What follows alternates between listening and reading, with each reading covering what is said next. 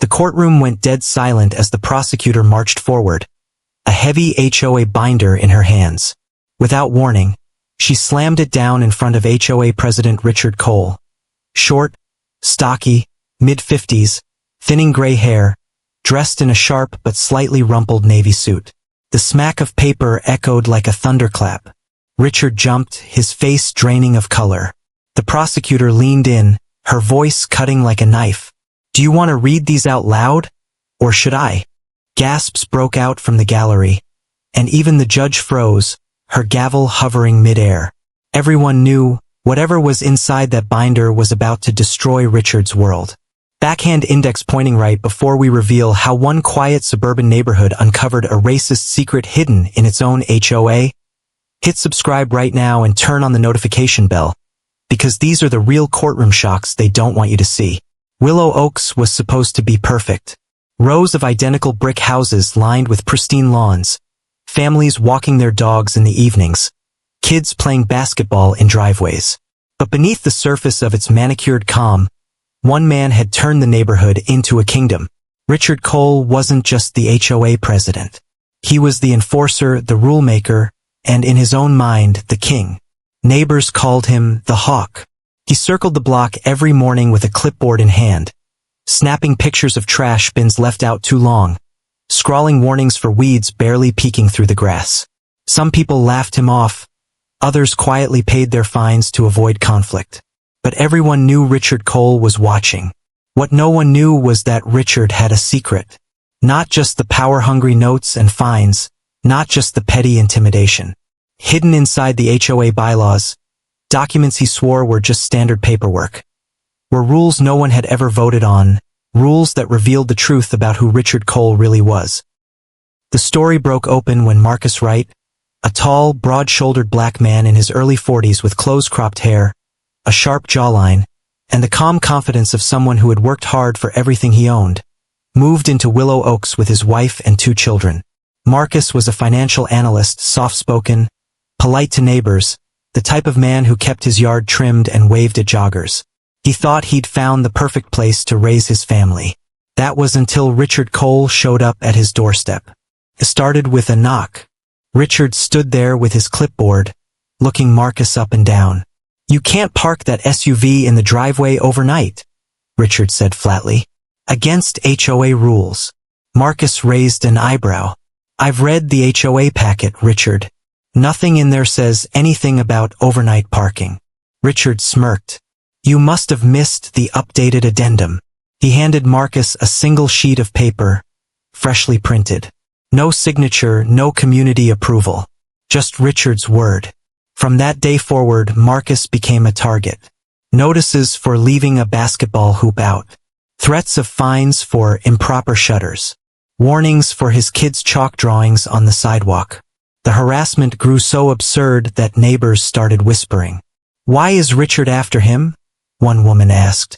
"I've left my trash bins out for days and never got a single note." Another neighbor muttered, "Feels like he just doesn't want them here." The tipping point came on a sweltering July afternoon. Marcus received a certified letter, an official-looking envelope stamped with HOA insignia. Inside was a notice of violation, so severe it threatened foreclosure proceedings, if he didn't comply with community standards. Attached to the notice was a page ripped from the HOA binder itself. And on that page was language Marcus couldn't believe he was reading in 2025. It banned the sale or rental of properties to persons of certain backgrounds deemed disruptive to the community's character. The words were vague but unmistakably racist. A throwback to Jim Crow-era covenants dressed up in legal jargon. Marcus was stunned and furious. That night, he sat with his wife, Renee Wright, early 40s, warm smile but sharp eyes, natural curls framing her face, as they spread the documents across their dining table. "This isn't just harassment," Marcus said, voice shaking. "This is discrimination. He thinks he can hide it in plain sight." Renee's hand trembled on the page. "So what do we do?" Marcus stared at the binder, his jaw tight. "We fight." And that fight led them straight to court. The trial became a media storm. Cameras swarmed the courthouse steps.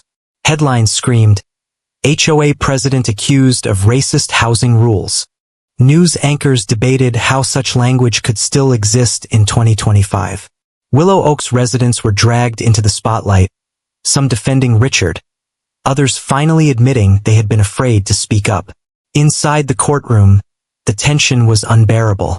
Richard Cole sat at the defense table, his face set in stone, flanked by his attorney, a slick man in a tailored gray suit named Thomas Hale. Across from them sat Marcus Wright and Renee Wright, side by side, supported by a diverse coalition of neighbors. The prosecutor, Angela Ruiz, mid-30s, Latina, sharp eyes behind square glasses, was determined to peel back every layer of Richard's carefully constructed empire. It was Angela Ruiz who carried that HOA binder to the witness stand, pages flagged with yellow tabs. It was Angela Ruiz who slammed it on the table and leaned into Richard Cole with those now viral words. "Do you want to read these out loud? Or should I?" The gallery gasped. Reporters scribbled furiously. The judge, an older black woman named Judge Evelyn Harris, silver hair pulled into a bun, glasses perched low on her nose, leaned forward, her gavel hand frozen mid-air. Richard stammered. Those aren't enforceable. They're old language that was never meant to."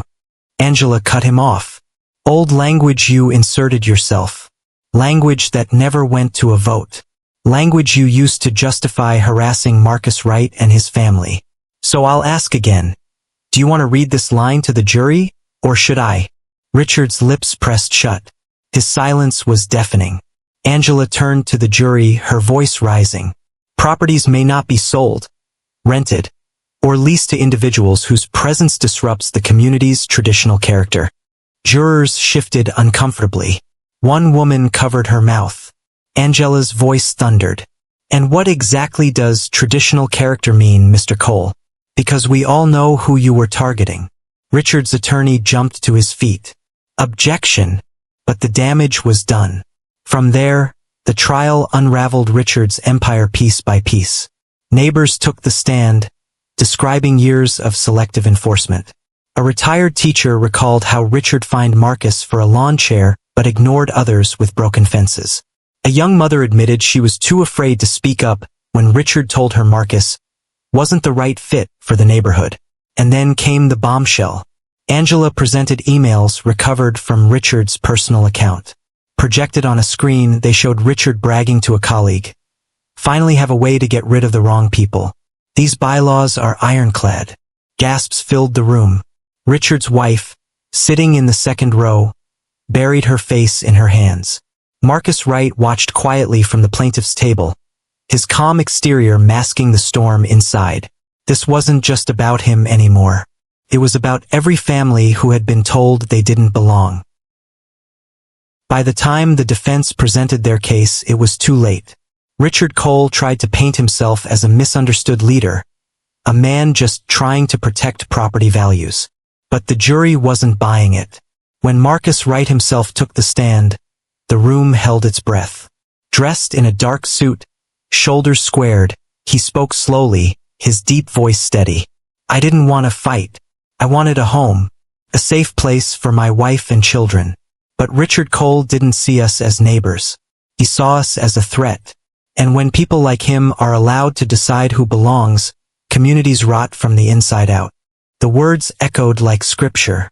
The trial stretched for weeks, but the verdict was swift. Guilty. Richard Cole was found guilty of civil rights violations, fraud, and conspiracy to enforce illegal covenants. The HOA was dissolved. Damages were awarded to Marcus and his family. As deputies led Richard away in handcuffs, the courtroom erupted. Not with cheers, but with relief. A neighborhood had been freed from the grip of one man's prejudice. Outside, reporters swarmed Marcus and Renee. Cameras flashed, microphones pushed forward. Marcus held Renee's hand tightly as he spoke. This wasn't about one family. This was about making sure no one has to face what we faced. Discrimination doesn't belong in our homes, in our neighborhoods, or in our laws. Not anymore. Not ever again. And just like that, Willow Oaks became more than a subdivision. It became a symbol. Backhand index pointing right if stories like this shock you. And if you believe in exposing the truth no matter how deeply it's buried, then make sure you subscribe right now. Because tomorrow will bring you another case that will leave you speechless. Because in these courtrooms, the truth always comes out.